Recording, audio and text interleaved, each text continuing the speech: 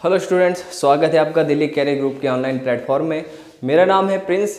तो आज की क्लास में हम डिस्कस करेंगे रिसेंटली जो पाकिस्तान के इकोनॉमिक क्राइसिस, जो आर्थिक संकट पड़ रहा है, उसके बारे में डिटेल में जानेंगे कि वहाँ पे एक्चुअली हो क्या रहा है। जैसे आपने रिसेंटली न्यूज़ में सुना होगा कि पाकिस्तान के प्राइम मिनिस्टर शहबाज शरीफ जी स्टेटमेंट दे रहे हैं कि न्यूक्लियर पावर होने के बावजूद भी हमें कोई लोन नहीं दे रहा, और लोन मांगने में अब उन्होंने एक हिसाब से शर्म सी आ रही है ना। तो ये पूरा मुद्दा है, क्या आर्थिक संकट के पीछे पूरी कहानी क्या है, क्या पाकिस्तान में पहले से ही ऐसे सिचुएशन थे या फिर ये आर्टिफिशियली सिचुएशन बने हैं। ठीक है, उन्हें अब हम डिटेल में डिस्कस करते हैं। देखो, तो जब भारत मतलब पार्टीशन हुआ था 1947 में, तो भारत के राजस्व का 17% जो हिस्सा था वो पाकिस्तान के हिस्से में गया था। सिमिलरली 35% ऑफ द आर्मी का जो हिस्सा था वो किसके पास गया था? पाकिस्तान के पास गया था। तो पाकिस्तान की इकोनॉमी उस वक्त बिल्कुल स्टेबल थी, कोई ऐसा नेगेटिव इम्पैक्ट नहीं था। ऑल्दो पाकिस्तान के पास प्लस पॉइंट था उनका एग्रीकल्चर सेक्टर। ठीक है, तो मोस्टली जो हमारी नॉर्दर्न रिवर्स हैं, सतलुज, चिनाब, झेलम, इंडस वगैरह रिवर्स, वो अपना वाटर शेड जो करती हैं अरबियन सागर में करती है, पाकिस्तान से होके जाती हैं। तो फर्टाइल प्लेन है सारा का सारा पाकिस्तान वाला रीजन। ठीक है, तो वहाँ का एग्रीकल्चर सेक्टर ठीक ठाक फ्लोरिश्ड है, तो उन्हें पहले कोई दिक्कत नहीं थी। ठीक है, फिर 1958 में प्रेसिडेंट बनते हैं पाकिस्तान के आयूब खान। ठीक है, आयूब खान बनते हैं प्रेसिडेंट। अब ये काफ़ी रिफॉर्म्स करते हैं पाकिस्तान की इकोनॉमी को सुधारने के लिए। तो 1958 से 1969 का समय पाकिस्तान की इकोनॉमी का स्वर्णिम समय जाना जाता है। इस वक्त जो पाकिस्तान की इकोनॉमी थी उसकी एवरेज ग्रोथ रेट, पाकिस्तान की इकोनॉमी की average growth rate was near around 5.8%। तो उस वक्त ये जो इकोनॉमी की ग्रोथ रेट थी, साउथ एशियन जो कंट्रीज हैं उन कंट्रीज के मुकाबले 3 टाइम्स मोर थी ये। ठीक है, भारत की एवरेज इकोनॉमिक ग्रोथ रेट से भी 3 गुना ज्यादा थी ये इस दशक में। ठीक है, इस दशक में मैन्युफैक्चरिंग सेक्टर जो था वो 17% ग्रो कर रहा था। मैन्युफैक्चरिंग सेक्टर की ग्रोथ थी near around 17%, and also agriculture sector जो था वो 6% के हिसाब से ग्रो कर रहा। तो ऐसे कोई मेजर इंपैक्ट नहीं था पाकिस्तान की इकोनॉमी के ऊपर। अब हालात एकदम से चेंज हो जाते हैं जब पाकिस्तान एंड इंडिया के बीच में 1971 का युद्ध घोषित किया जाता है, युद्ध होता है दोनों के बीच में। अब इस वार का डायरेक्ट इंपैक्ट पड़ता है पाकिस्तान की इकोनॉमी के ऊपर। ऐसे वार तो नेचुरल है, इकोनॉमी को झंझोर करके रख देता है। दूसरा मेजर कारण क्या बड़ा कि पाकिस्तान की इकोनॉमी को ग्रोथ करने में मेजोरिटी जो हाथ था, ठीक है, वो बांग्लादेश के मजदूर। ठीक है, पहले बांग्लादेश, अब इस युद्ध में बांग्लादेश लिबरेट हो गया, तो इससे पहले ठीक है, तो इकोनॉमी बिल्कुल ठीक चल रही थी, कोई ऐसा मेजर इंपैक्ट नहीं था। इंपैक्ट पड़ा जैसे ही भारत और पाकिस्तान के बीच में 1971 का युद्ध स्टार्ट हो गया। अब युद्ध का डायरेक्ट कॉन्सिक्वेंस पड़ता है पाकिस्तान की इकोनॉमी के ऊपर। ठीक है, इकोनॉमी एक तो ऐसे ही युद्ध जो है किसी देश की इकोनॉमी को झंझोर करके रख देता है। दूसरा इंपैक्ट ये पड़ा कि इससे पहले जो इकोनॉमी की ग्रोथ हो रही थी, जैसे हमने पहले देखा 5.8% की दर से पाकिस्तान की जीडीपी ग्रोथ बढ़ रही है, इसमें जो मेजोरिटी जो हाथ था वो बांग्लादेश के जो मजदूर हुआ करते थे, जिनसे पाकिस्तान के लोग बंधुआ मजदूरी करवाते थे, बॉन्डल लेबर करवाते थे। ठीक है, बिल्कुल कम दाम में इनसे मजदूरी करवाई जाती थी। अब इसका डायरेक्ट इंपैक्ट देखने को मिला 1971 के इंडिया पाकिस्तान के वार के बीच। ठीक है, इसके बाद 1971 में प्रेसिडेंट बने जुल्फिकार अली भुट्टो। 1971 से लेकर 1978 तक रहते हैं ये।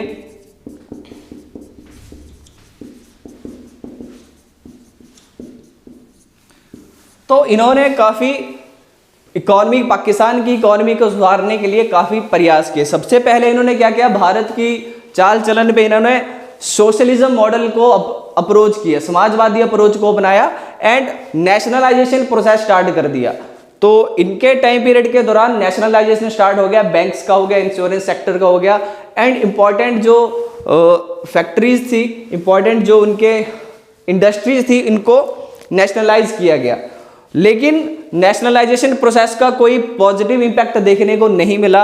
हुआ क्या, जैसे ही नेशनलाइजेशन प्रोसेस स्टार्ट हुआ, गवर्नमेंट ने हिस्सा लिया अपना, तो प्राइवेट जो इन्वेस्टमेंट थी, जो प्राइवेट जो इन्वेस्टर थे, उन्होंने पाकिस्तान से अपना पैसा निकालना वापिस कर दिया। पाकिस्तान से पैसा निकालना उन्होंने शुरू कर दिया जैसे ही नेशनलाइजेशन प्रोसेस हुआ। दो उस वक्त ये काफ़ी एक अच्छा प्रोसेस माना जाता था, इंडिया ने भी नेशनलाइजेशन प्रोसेस स्टार्ट किया था तो इंडिया की इकोनॉमी में सुधार हुआ था। लेकिन पाकिस्तान की इकोनॉमी में क्या हुआ, नेशनलाइजेशन प्रोसेस के बाद जो फॉरेन इन्वेस्टर थे उन्होंने पाकिस्तान की इकोनॉमी में जो वह पैसा डाल रखा था उस पैसे को निकालना स्टार्ट कर दिया। ठीक, फिर 1977 के दशक में, इन 1977 पाकिस्तान की जो इकोनॉमी थी, ठीक है, पाकिस्तान की जो जीडीपी थी that was near around $50.11 billion. ठीक है, तो इकोनॉमी की तो ठीक चल रही है 1977 तक, कोई ऐसा मेजर इम्पैक्ट नहीं है। ठीक है, फिर 1978 में पाकिस्तान के प्रेसिडेंट बनते हैं जिया उल हक। अब ये 10 साल तक पद पे रहते हैं जिया उल हक। अब इनके कार्यकाल के दौरान ये IMF से लोन लेना स्टार्ट कर देते हैं। तो जिया उल हक ने इंटरनेशनल मॉनेटरी फंड से जो 10 साल का टाइम पीरियड है, इन्होंने कम से कम 5 बार IMF से लोन लिया पाकिस्तान की इकोनॉमी को सुधारने के लिए। तो IMF की कुछ शर्तें रहती हैं, इनसे जो भी कंट्री लोन लेती है बदले में सब्सिडीज कम करनी पड़ती हैं, स्ट्रक्चरल रिफॉर्म्स करने पड़ते हैं किसी देश की इकोनॉमी में। तो लोन के बदले जिया उल हक ने पाकिस्तान की इकोनॉमी में स्ट्रक्चरल रिफॉर्म्स किए जिनका काफी पॉजिटिव रिजल्ट भी आया। तो 1990s के दशक में, इन 1990s हालत कुछ इस तरह से थी पाकिस्तान की कि पाकिस्तान की जो पर कैपिटा इनकम थी, पाकिस्तान की per capita income that was 25 times more than the India's per capita income. Can you imagine? 1990s के दशक में पाकिस्तान की पर व्यक्ति आय इंडिया की पर व्यक्ति आय से 25 गुना ज्यादा थी, 20 times more than the Indian per capita income.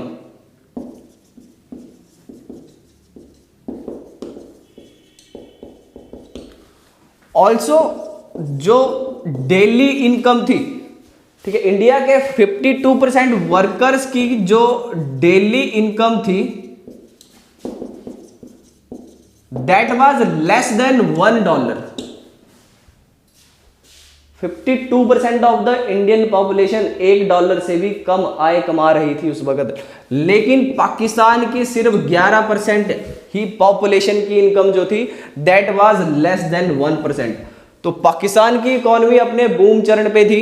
ठीक है, पाकिस्तान की economy was booming in 1990s के दशक में। Majority one of the main reason क्या था इंडिया की इकोनॉमी से कि उस वक्त इंडिया में फाइनेंशियल क्राइसिस चल रहे थे, there were balance of payment crisis by that time.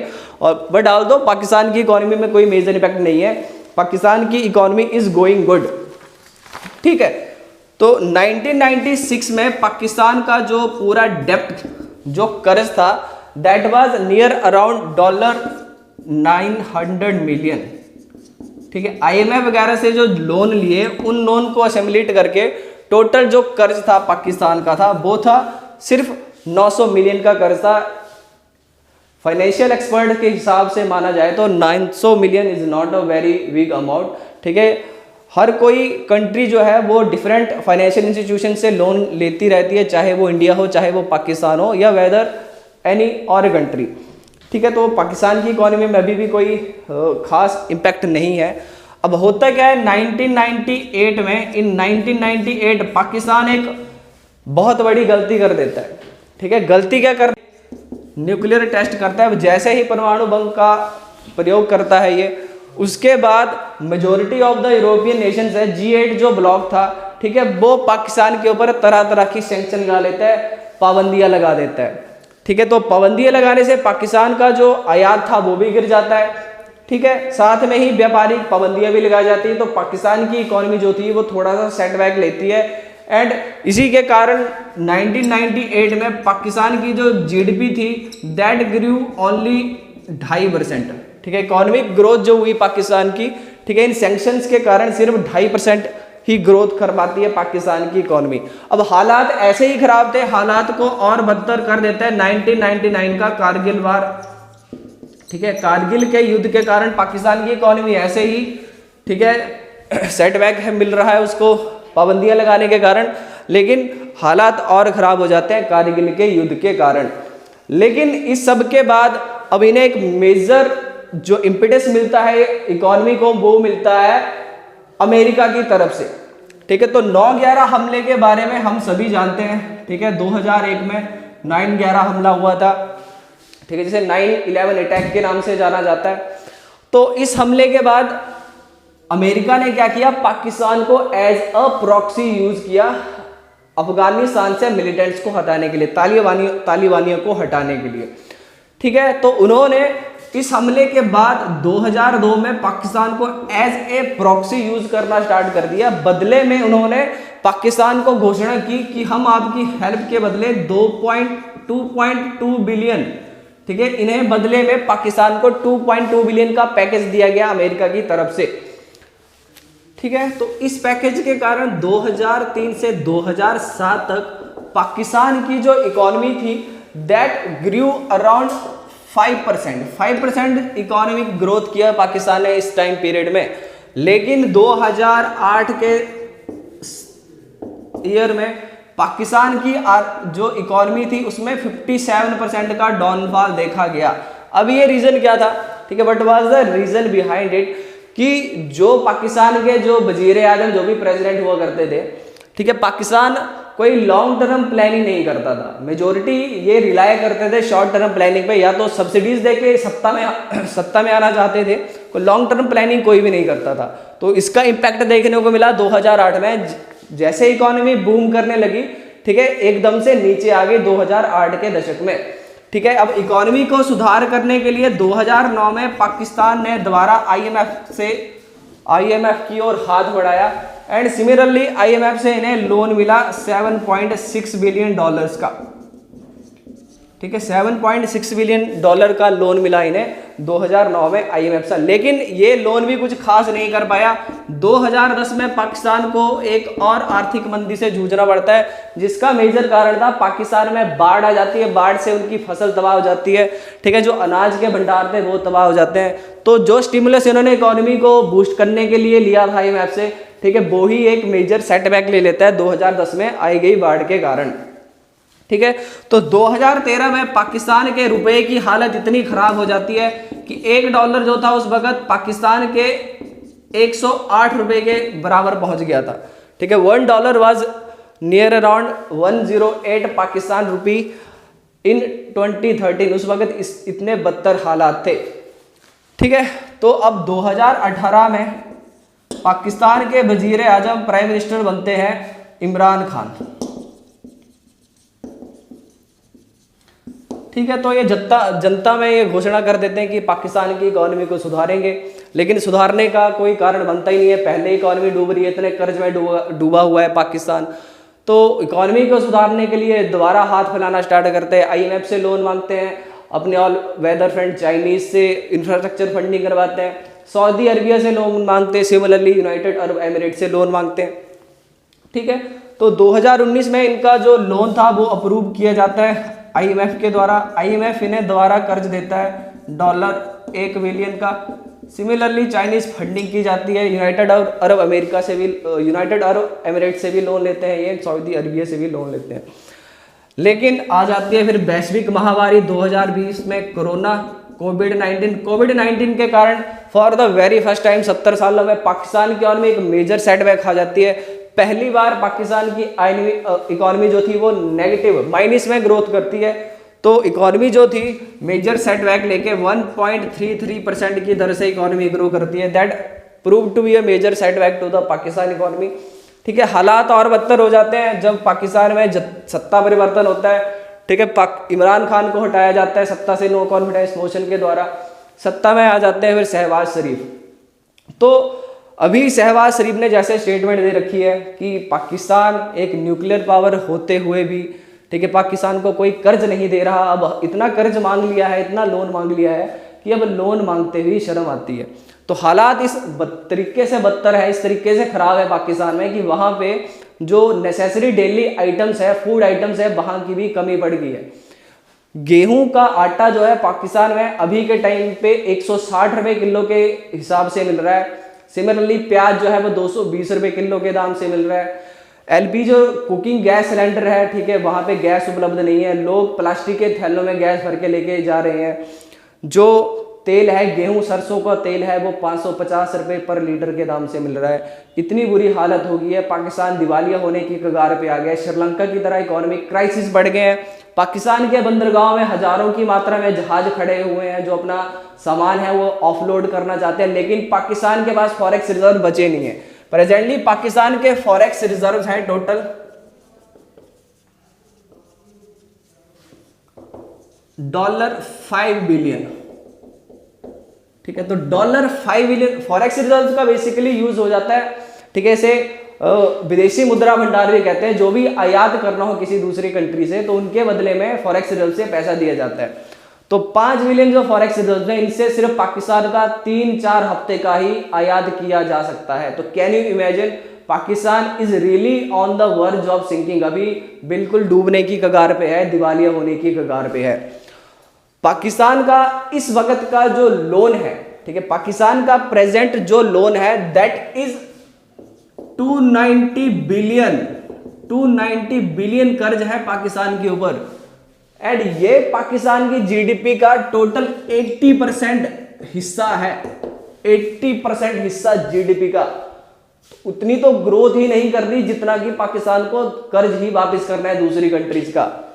ठीक है, in the first quarter of 2023, ठीक है, 3-4 महीनों के भीतर ही पाकिस्तान को 8 बिलियन कर्ज वापस करना है वेरियस कंट्रीज का।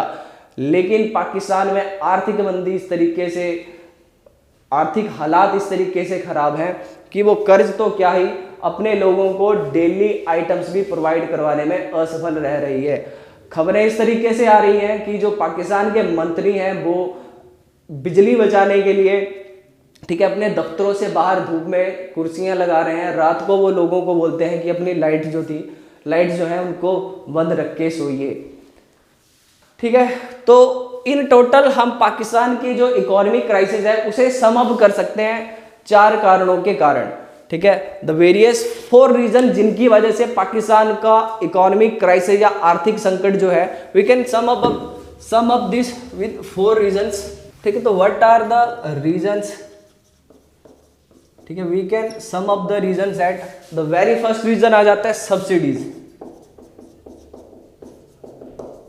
ठीक है, जैसे हमने पहले डिस्कस किया कि ऑल्दो पाकिस्तान को आईएमएफ की तरफ से, इंटरनेशनल मॉनेटरी फंड की तरफ से लोन तो मिल रहा है, वो स्ट्रक्चर रिफॉर्म भी कर रहा है, लेकिन जो सब्सिडीज हैं, जैसे भारत सब्सिडी देती है ना, पब्लिक डिस्ट्रीब्यूशन सिस्टम कहते हैं, जिसे लोगों को कम दरों में अनाज उपलब्ध करवाया जाता है, तो सिमिलरली ऐसी तरीके की सब्सिडीज देती है पाकिस्तान सरकार लोगों को। तो पाकिस्तान का कर्ज बढ़ता तो जा रहा है लेकिन वो सब्सिडीज कम नहीं कर रही। अब सब्सिडीज कम करेगी तो लोग तो ऐसे ही मर जाएंगे, है ना। लोग तो जो नेसेसरी फूड आइटम्स हैं उनके अभाव में तो ऐसे ही मर जाएंगे वे तो पहला तो रीजन आ जाता है कि पाकिस्तान कर्ज में डूब रहा है, लेकिन सब्सिडीज पाकिस्तान की तरफ से कम नहीं की जा रही। ठीक है, दूसरा रीजन आ जाता है पाकिस्तान की पॉलिटिकल इंस्टेबिलिटी। ठीक है, तो लास्ट के पिछले 70 सालों में ऐसा कोई भी प्राइम मिनिस्टर या ऐसा कोई भी वजीर आजम प्रेसिडेंट नहीं है जिसने अपना पूरा कार्यकाल पूरा किया है। ठीक है, मेन रीजन यह आ जाता है कि पाकिस्तान में जो पावर सेंट्रिक है, ठीक है, पावर जो सेंटर्ड है वो आर्मी के अंदर वेस्टेड रहती है। आर्मी जिसे सपोर्ट करते हैं वो ही अल्टीमेटली जाके वजीर आजम बनता है, या फिर कई बार आर्मी के चीफ ही बाद में प्रेसिडेंट बन जाते हैं। तो there is a political instability का माहौल है वहां पे। ठीक है, बाद में जो भी सरकार आती है, जो भी सरकार आएगी वो लॉन्ग टर्म प्लानिंग नहीं करेगी, शॉर्ट टर्म प्लानिंग करती है। ठीक है, जनता को लुभाने के लिए सब्सिडीज देती है, इसी तरह कर्ज और बढ़ता जाता है। एंड द थर्ड रीजन आ जाता है चाइना के द्वारा लिए गए लोन्स, चाइनीज लोन्स। तो एज वी ऑल नो, ठीक है, चाइना एंड पाकिस्तान जो है वो CPEC, Pakistan is a part of CPEC. ठीक है, चाइना पाकिस्तान इकोनॉमिक कॉरिडोर जो कि चाइना के ambitious belt and road initiative का पार्ट है। तो सीपैक के थ्रू पाकिस्तान में तरह तरह के इंफ्रास्ट्रक्चर जो प्रोजेक्ट्स हैं उन्हें फंडिंग की जा रही है चाइना के द्वारा। अब चाइना करता क्या है, ये जो इंफ्रास्ट्रक्चर प्रोजेक्ट्स के जो भी